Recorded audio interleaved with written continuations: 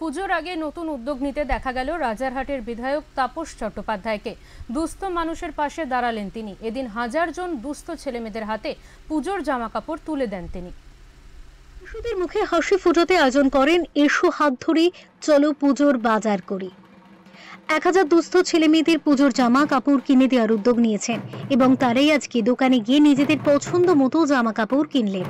এই দুস্থ ছেলেমেয়েরা অপেক্ষা করে থাকেন কবে তাদের পুজোর পোশাক আসবে, কিন্তু তাদের সামর্থ্যের বাইরে থাকায় রাজহাটের বিধায়ক তাপস চট্টোপাধ্যায় তাদের কথা মাথায় রেখে এই বিকল্প চিন্তা ভাবনা, এই নতুন জামা কাপড় পেয়ে খুব খুশি ছোটরা। আমার থেকে বড় হয় তাপসরা, তা আমার মা বাবা যেরকম চলে গেছে, আমি তার কাছেই এসেছিলাম প্রথমে। তা তিনি আমার সবই এখন দায়িত্ব নিচ্ছেন, পড়াশোনা থেকে শুরু করে খাওয়া দাওয়ার দায়িত্ব, এবং তিনি আমাকে বলেছেন আমি যতদিন পড়াশোনা করবো তিনি আমার দায়িত্ব নেবেন। আমি তার কাছে খুবই কৃতজ্ঞ এবং আমি চাইবো বড় হয়ে আমি যেন তার জন্য কিছু একটা করতে পারি, যেহেতু তিনি আমার জন্য করছেন। আর আমি মা বাবার যে ঋণগুলো আছে সেগুলো নিজের হাতে শোধ করতে চাই, যাতে আমার মা বাবাকে কোনোদিন কেউ কিছু না বলতে পারে এবং আমাকেও না।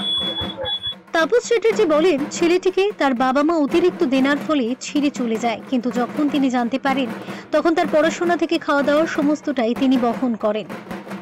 আমরা চলো হাত ধরি পুজোর ভাই অনেক 2 বছর ধরে করি। আমি যখন চেয়ারম্যান ছিলাম তখন বাড়ি বাড়ি গিয়ে বস্ত্র দেওয়া হতো। তার একটা কনসেপ্ট, পুরো বাড়ি, এই 3 নম্বরে দক্ষিণ নামপুরে বাড়ি বাড়ি গিয়ে দেওয়া হতো। তারপরে ডেপুটি মেয়রের সময় আমরা ঠিক করলাম চলো হাত ধরি পুজোর বাজার করি, চলো হাত ধরি ঈদের বাজার করি। এটা আমরা করবো।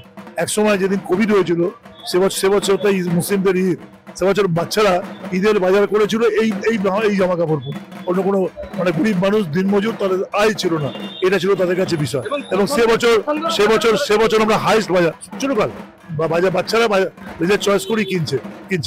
কেন জানুন, এগুলো শুধু নেতা হওয়ার জন্য, এমএলএ হওয়ার জন্য হয় না। আমি তাপস চ্যাটার্জি, ডাকনাম জিম্বু। আমি যখন বড় হয়েছিলাম আমার মা বাবাকে দিদিমা লোকের বাড়ি কাজ করে বড় করেছে। আমার মামা চুপ কোম্পানিতে গিয়ে অস্থায়ী কাজ করতো। আমার পুজোর বাজার হতো ষষ্ঠীতে, আমার বন্ধুদের বাজার হয়ে যেত। এই তাপস চ্যাটার্জিকে মিথ্যা কথা বলতে হতো, হ্যাঁ পুজোর বাজার হয়ে গেছে, বন্ধুদের থেকে ছোট হবো না। ছেলেটি বলেন, আমি মানুষ হয়ে সমস্ত পিতা মাতার দেনা শোধ করব এবং তাপস চ্যাটার্জির প্রতি শ্রদ্ধা জানিয়ে বলে, আমি তার জন্যই আজকে পড়াশোনা করতে পারছি এবং মানুষ হবার চেষ্টা করছি। মানুষ চৌধুরী রিপোর্ট, ওঙ্কার বাংলা।